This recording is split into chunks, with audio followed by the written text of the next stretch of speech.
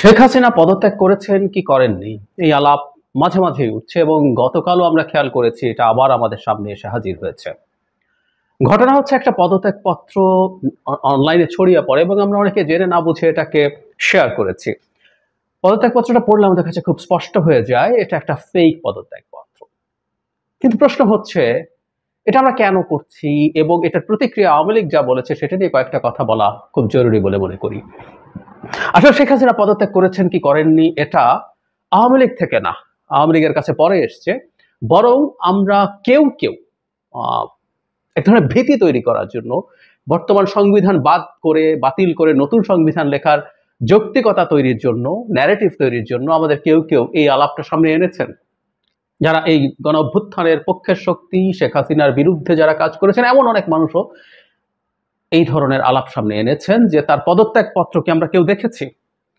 এই আলাপটা একেবারে অহেতুক, একেবারে অহেতুক। এবং এই আলাপ করে আমরাই এক ধরনের লেজিটিমেসি দেওয়ার চেষ্টা করছি যে শেখ হাসিনা পদত্যাগ করেছেন কি করেননি এটা ম্যাটার করে এবং সেইটার উপরে ভিত্তি করে শেখ হাসিনা আবার ফিরে আসবেন। উনি তেমন নিজে বলেছেন উনি কাছাকাছি আছেন এবং চট করে ফিরে আসবেন, সেই ধরনের কথাবার্তা চলছেই।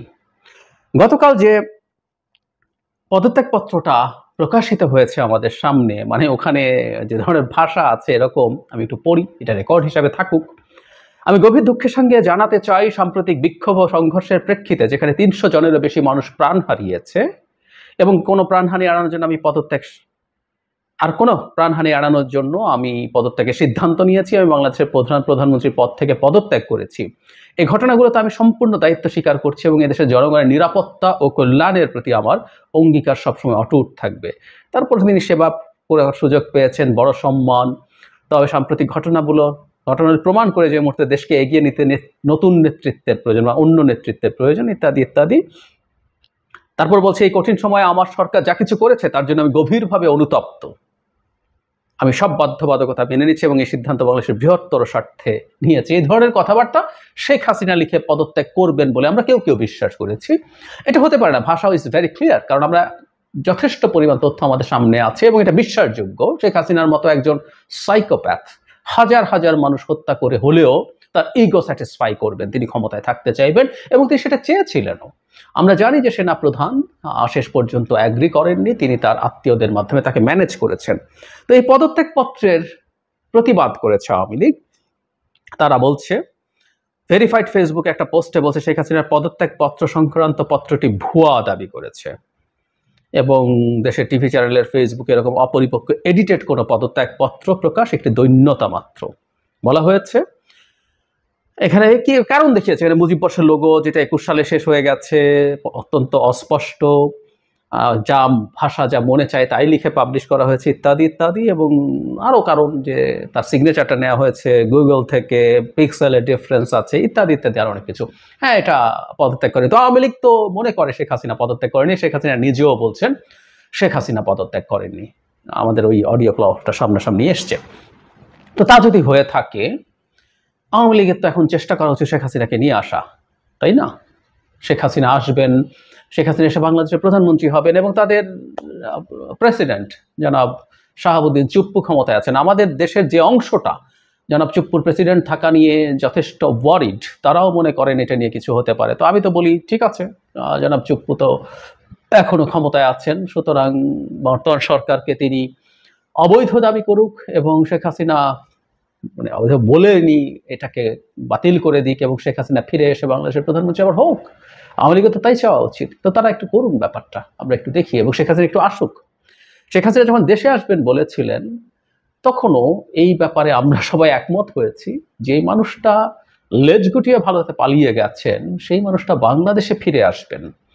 এটা হবার কোনো কারণ কোনোভাবেই নেই, এটা হতে পারে না, এটা নিয়ে কোনো রকম কোনো কনফিউশন রেখেছেন। এবং আওয়ামী লীগও তাদের জায়গা থেকে যা বলছে, তাহলে তো আমরা এই আহ্বান তাদেরকে জানাতে চাই যে তারা তাদের প্রধানমন্ত্রীকে নিয়ে আসুক, নিয়ে এসে বসিয়ে দিক ক্ষমতায়। চুপ্পু আছেন, চুপ্পু ঘোষণা করে দিক। এবং সবচেয়ে বড় কথা, ভারত আছে ইন জেনারেল, আমরা ভারতীয় সরকার বলছি না, ভারতের একটা বড় অংশের মানুষ, সরকার, বিরোধী দল, রাহুল গান্ধী সহ, তারা শেখ হাসিনার প্রতি তাদের প্রীতি এখনো যায়নি।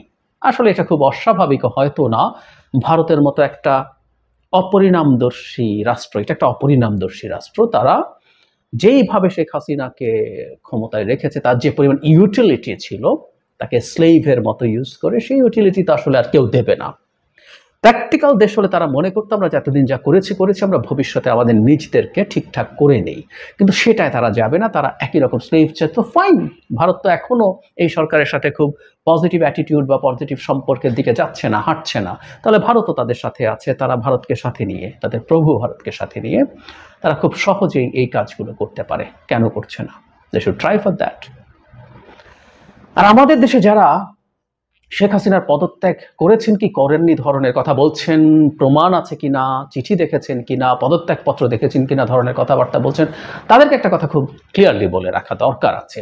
এই কুতর্কগুলো তুলে আওয়ামী লীগের হাতে আসলে সুযোগ করা হচ্ছে, সুযোগ তুলে দেওয়া হচ্ছে।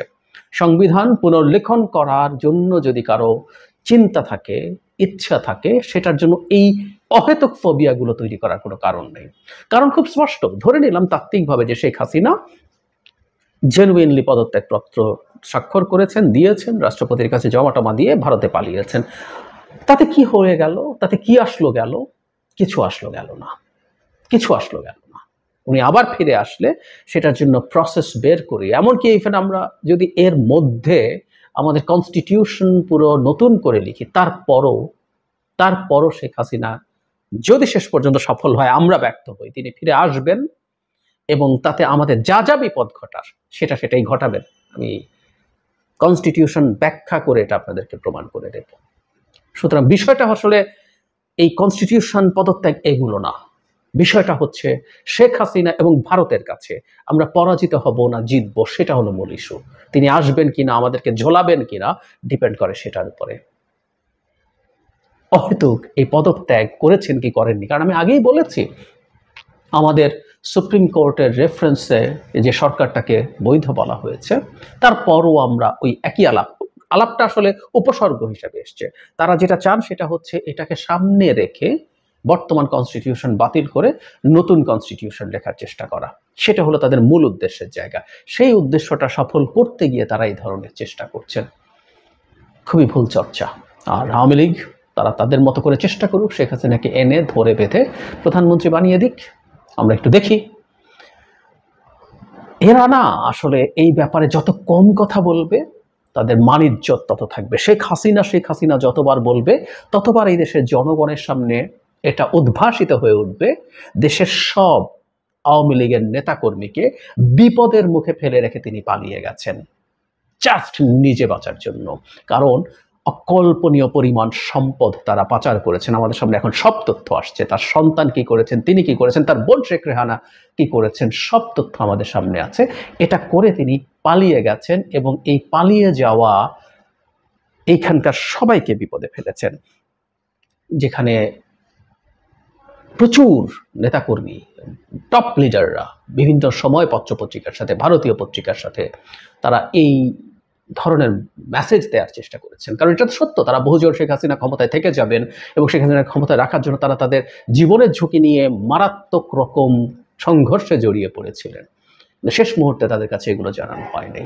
কথা ছিল তাদের চুপচাপ থাকা, এবং সত্যিকার অর্থে আমরা যদি কেউ ফ্রি পরামর্শ দিই, আওয়ামী লীগের উচিত হতো শেখ পরিবারকে বাদ দিয়ে তাদের দলকে কোনো না কোনোভাবে রিঅর্গানাইজ করা, রিস্ট্রাকচার করা, সেটা তাদের জন্য লিস্টে একটা সুবিধার জায়গা ছিল। কিন্তু তারা একই ভুল পথে চলছে এবং তাতে তাদের ভবিষ্যৎ আরও ধ্বংস হচ্ছে।